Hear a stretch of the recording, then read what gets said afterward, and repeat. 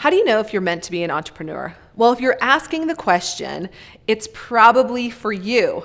In this video, I'll explain what I mean by that and give you the questions you need to be asking before you head down that road.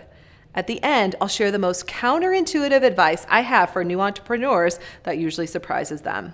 First, here's the thing.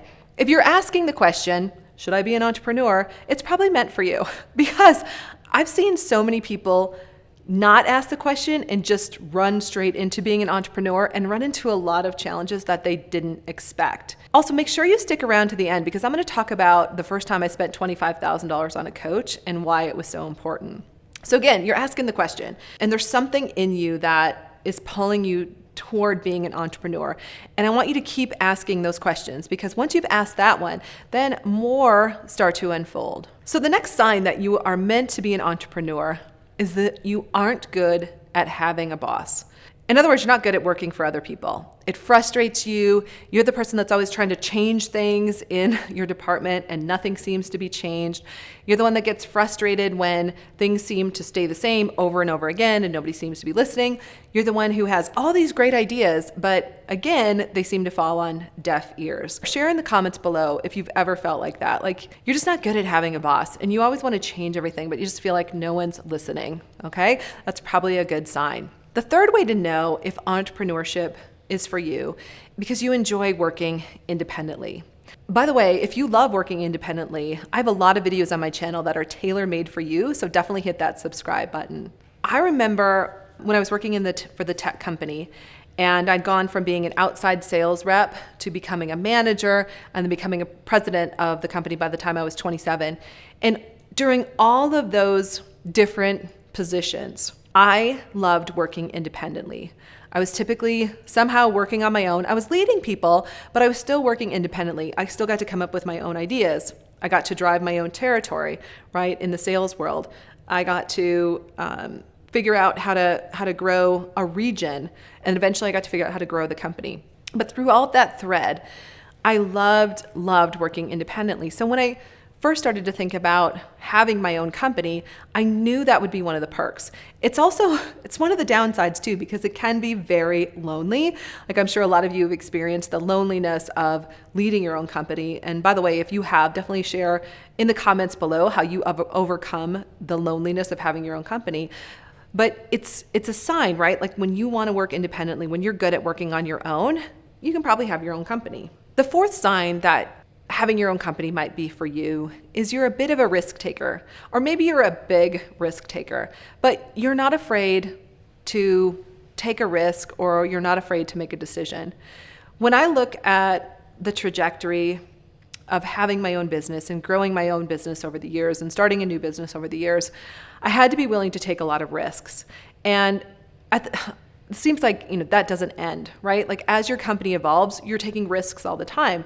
And those risks are financial risks, right? You're investing in technology for your company. You're investing in marketing for your company. You're investing in team members for your company. You're investing in your personal and professional development, right? You're always investing in your company and putting money on the line is a risk. The other part of this is being a risk taker is making decisions every day. Like the one thing I didn't know about business is how many decisions that involve risk I would have to make every single day. Like sometimes at the end of the day, I can't make another decision. Or a team member will bring something to me and I feel like my brain has shut off and I'll just ask them, what would you do, right? Part of that's being a good leader too and helping your team members start to make decisions. But sometimes I just have to turn those risks and those decisions back to my team and just get an outside opinion. Or sometimes what's even more powerful is taking those questions to a coach or a mentor and just having the space to talk them through, not to be told what to do, but to have the space to really think through, is this the next best risk for my company?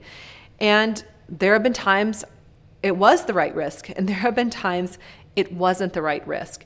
And when you realize that you've taken a risk and it's costing your company money, and it was the wrong risk, know that it's okay to cut your losses, and sometimes to cut your losses really quickly.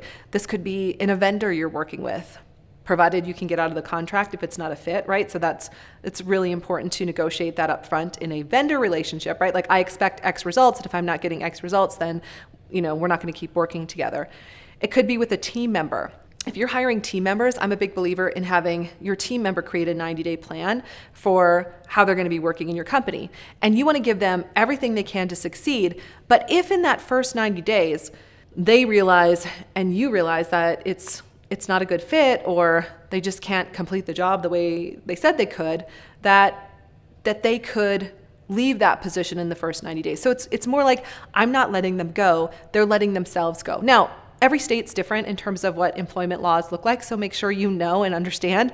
I'm not an attorney, I'm not giving you advice, but figure out, how can you mitigate your risk when hiring? Sometimes it means hiring from a staffing agency right first before you go permanent with someone. So there's lots of things you can do to mitigate, but over time, figuring out, what's worth it to take a risk in your company versus what's not, or how to cut your losses is really important. And so again, weighing out your risks is so important, and having a coach or a mentor or someone to talk to can be super important. And I'm going to talk about the first time I spent $25,000 investing in a coach when I already had $54,000 on a credit card. So stick with me if you want to hear that story. The fifth sign that you're meant to be an entrepreneur is that you can tolerate being uncomfortable.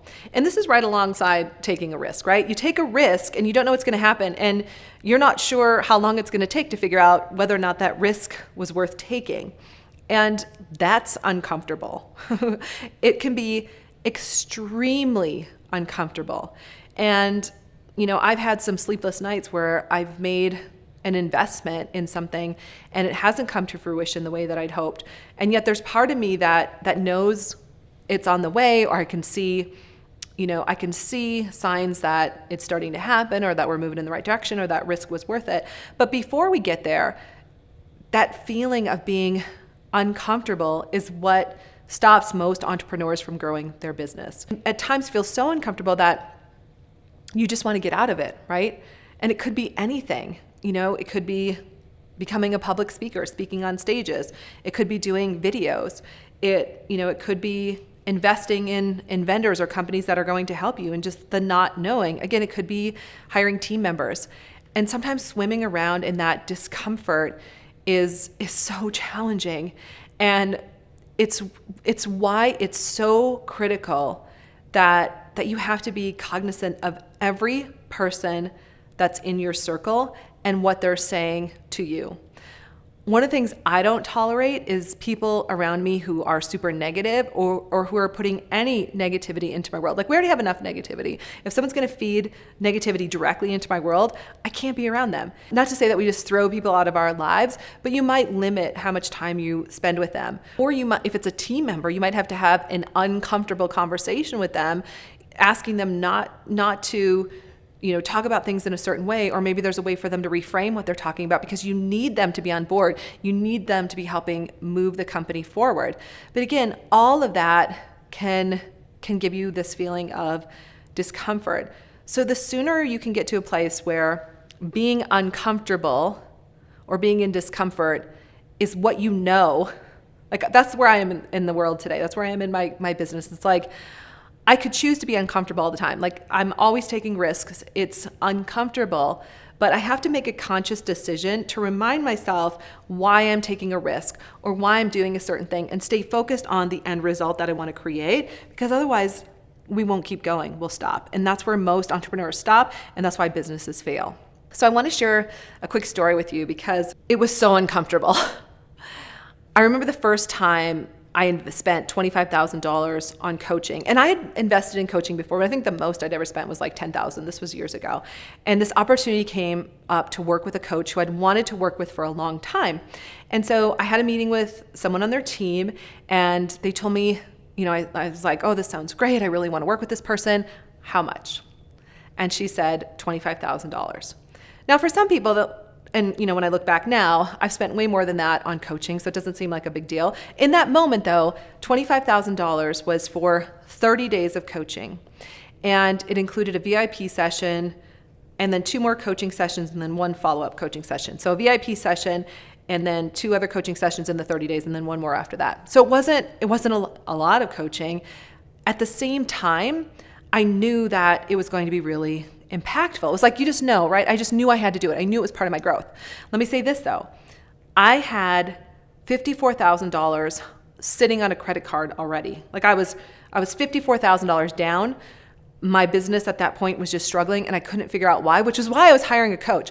I always joke with our clients, like, we don't hire coaches when we're flush with cash. We hire coaches when we need to grow, we need to evolve, we need to go to the next level, and we're stuck. And that's exactly where I was in that moment. So I remember then handing my credit card over. I don't think I handed it. I was like over the phone. I gave my credit card number, but I felt like I was handing this money, right?